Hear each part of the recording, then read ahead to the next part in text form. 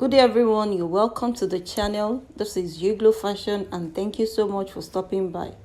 In our tutorial class today, I'll be sharing how to draft, cut and sew an overbust corset. So please stay tuned and enjoy the tutorial. So first of all, you need to draft out your basic bodice pattern, which I've already done, but at the half length, instead of using the total circumference of my waist, which is 30 inches, I divided the 30 inches by 4, then I subtracted 1 inch from it. When you are trying to snatch your waist, you can either subtract like 6 inches or 4 inches from your total circumference. So like I said earlier, my total circumference is 30 inches minus 4 will give 26 inches. So I divided the 26 inches by 4, which gave me 6.5 inches, and I later measured the nipple to nipple span right from the chest line down to the blouse length, and I connected the line. And at the under bust, I marked 1 inch at the center front and also 1 inch at the side front. So I used my curve ruler to connect it back to the bust point this way. Next, I connect it back to the blouse length with my straight ruler.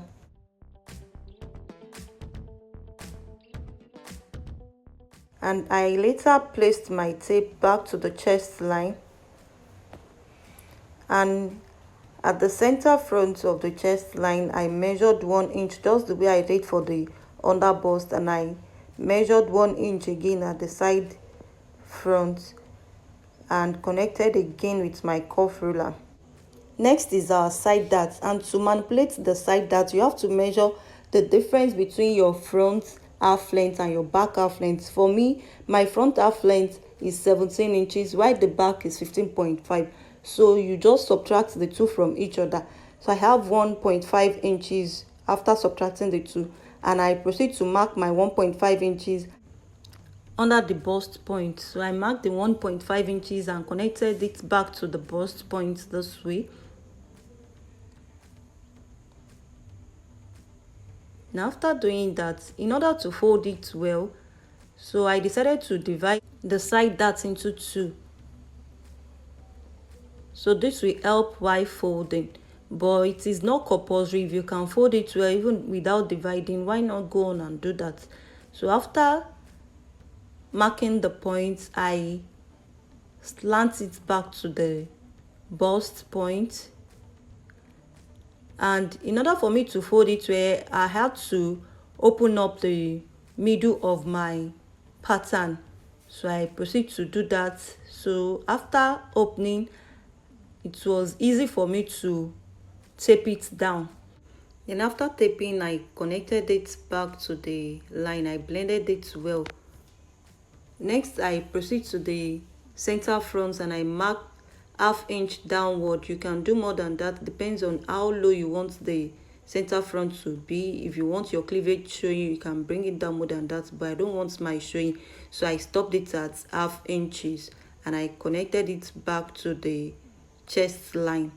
After that, I proceed to the armhole side and I measured 3.5 inches downward and I connected it with my curve ruler back to the side front.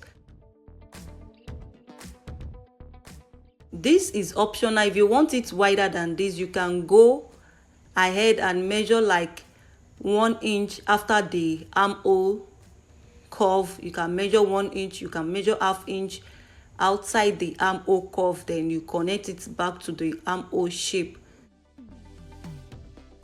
Next, I proceed to the side and I added back the allowance I used for the dart. If you remember, the one I used for the under bust, it was 2 inches, 1 inch on both sides, and for the chest line too, I used 2 inches. So I had to connect the dots together this way, and at the half length, I only used like 1.5 or let's say 1 inch. So I added back every allowances I used for the darts.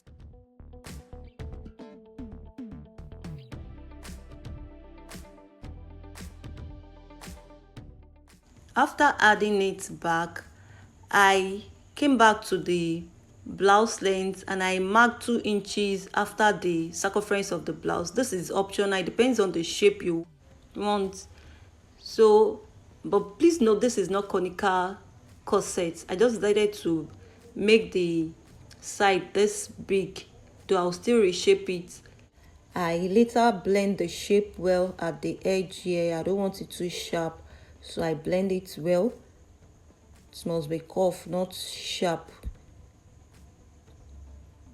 Next, I placed my tape at the blouse length and I measured 2 inches upward and cuff it to the dart point. This actually depends on the shape you want at the hem. So this is the shape I'll be working with. You can decide on whatever shape you like. So, and I also use my marker to trace it out in order to make it more visible, and I proceed to cut the pattern out. So this is the front pattern, and I mark the underbust, which must be connected to each other well. This part that I'm marking, both of them must align well if you want your overbust corset to come out well. Next is the back, and for the back I've already drafted it the way I did for the front. You can see the shape of the blouse length. I've already marked that out. Then from the shoulder I marked the half length of the back. If you remember, I told you the half length of my back is 15.5 and I already have 17 inches here, so I marked the 15.5. The next thing I'll be doing is to reduce the half length back to 15.5, and see the way I'll be going about that. This is 15.5, so I will have to fold the unwanted part just the way I did for the side darts. I can't mark any side darts here at the back, so I'll just fold it this way just to reduce the back and the front and make them equal. So I tape that part down, and I also proceed to mark the nipple to nipple span, which is 3.5 inches, right from the chest line down to the blouse length. And after marking the nipple to nipple span, I proceed to mark my darts. So at the half length I mark ½ inch at the center back and at the side back, and I connected it back to the chest line with my straight ruler. That's for the first dart. So for the second dart, I mark the total I have there, which is 3 inches, and the 3 inches I divided it into 2. This is for the second dart. Depends on how many darts you want anyways. So I have 1.5 inch there. I'll be using all these darts for my boning channels. So, and I connected it. I actually used 1/4 inch for this dart on both sides, and for the last dart I measured the allowance I have left, which is 3 inches, and I divided it into 2, which gives 1.5. I marked the 1.5, connect it, and did it the same way I did for the second dart. I marked 1/4 inch on both sides, then connected it this way. So because it's an overbust corset, this actually depends on the kind of back you want, but for this I'll just let the back be like this, no need of any shape. So, and I decided to add back the allowance I used for the dart. If you sum up everything for the nipple point, it's not up to 1 inch, but I added 1 inch to it. That of the underbust, I marked 1 inch with few allowance, and at the half length I used 1.5 inches, and I connected the lines, and I later used my curve ruler to reshape the blouse length this way. I did not bother to add any more allowance to the back, since I've added allowance that gave me this curved shape. And at the chest line again, I marked 1 inch and connected it. At the blouse length, I came up with 2 inches, just the way I did for the front, and I used my curve ruler to connect it back to the dart. So I later went on to use my marker to make it more visible, and I labeled them accordingly so as not to make mistake, and I used arrow also to know which will be connected to which. So we are done with the back. This is the front. I've already used the pattern to cut out the fabric, so At the center front, I added ½ inch on both sides. At the side front, I used ½ inch at the middle, and at the side of it, I used 1 inch. I've already added my interface. I've already cut lining as well and added interface to the lining. So next is to pin the middle together, that is the center front, and I proceed to do that for both the lining and the fabric. Now I'll be doing the major work on the lining. This is wardy, so first of all I'll cut wardy for the lining. This is it. After cutting, I've used iron to gum it down on it. Next is to pin down both the center front and the side front together. And after pinning, I proceed to the machine to stitch. So this is what we have after the stitch. I've ironed it open. Next, I'll be using my hairstay. I just gum the hairstay on the parts where wardy is. You can see I gum it at the bustier side of it. And next, I'll be adding my boning. So I've made boning channels already. Ignore the other side. These are the parts that I'll be adding the bonings to. You can see I've marked it out. It's not compulsory you do it the way I did mine. There are different ways you can add your bonings to it. Just be creative with it. So this is how I'll be going about it. First of all, I stitch the boning to the middle, and this is what we have after the stitch. This is what it looks like. Next, I gave it a good press and I added fiber to it. So this is how to go about the fiber. This is fiber. You placed it on it. You can sew it or you can use your hemming gum. I prefer using hemming gum because this makes it easier for me. So this is how to do it if you are using hemming gum. First of all, you can place something on it, but the iron is not going to do any harm to the fiber. So you can iron it straight if you don't want to place anything on it. And I proceed to add hemming gum to all the sides and everywhere that I want the fiber to be. Next is to trim the edges where the fiber is. So now we have a nice shape. This is the front, and I will be adding my boning channels to it. These are the boning channels. So I later changed my mind on the boning channel, but you will see how I did it. Next is our boning casing. But to do our boning casing, there are different approaches to it. You can do it like this. You just measure the circumference of the boning. You fold it into two. Then measure it on your boning casing and add few allowance to it. Place your twine in between it. Flip it on top of each other like this, or you fold it on top of each other like this. Then you stitch on it. Just ensure that the twine is in between. Then you pull out the twine. You iron, then you fix your boning inside.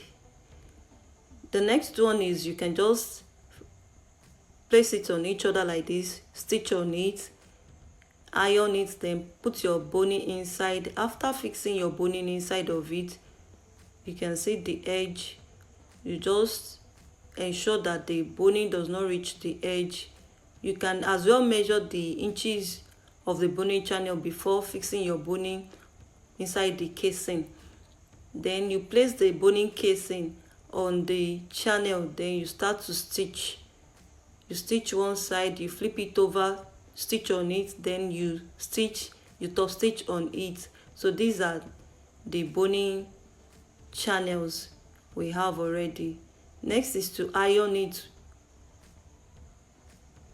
So to iron it, this is how to go about it. You have to ensure that the underbust is well shaped.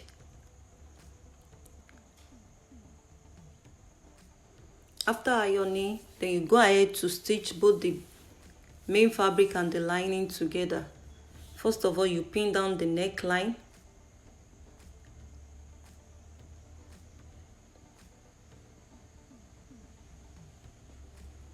Then you add your hemming gum.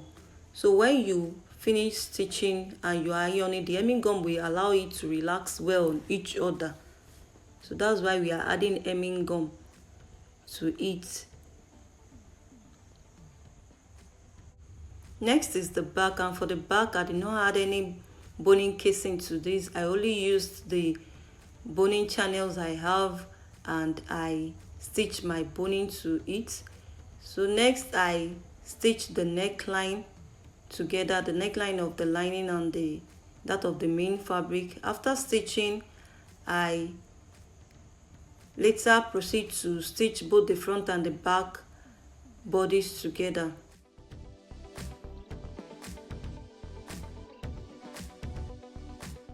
So I stitched the allowance I added, the same allowance I added, I stitched them together and also notched the half length. So after that, I also stitched the linings together as well.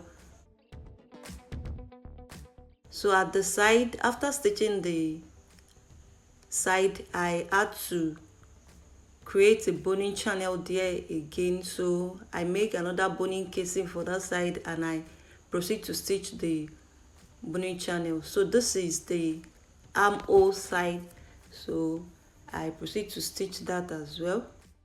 Next is the hem. So for the hem, I pin the hem together, that is the lining and the main fabric. I pin the two together, then stitch on it.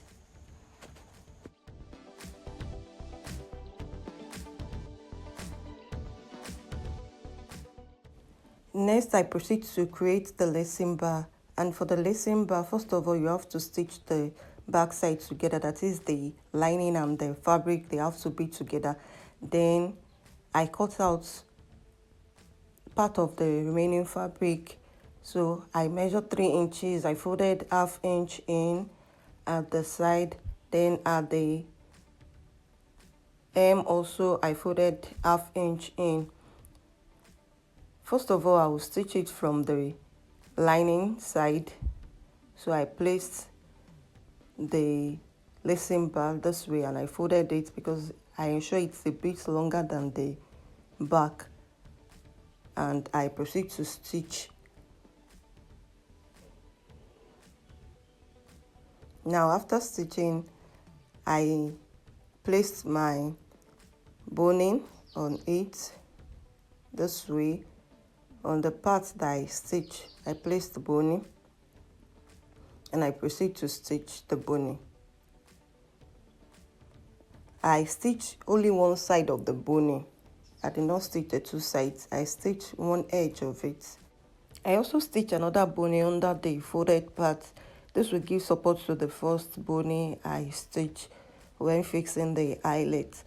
So after stitching the two, now I flipped it on the back bodies this way. Then I stitched the boning twice. The boning side, I stitch it twice. As first, I stitch the first edge just to ensure that the fabric is well laid.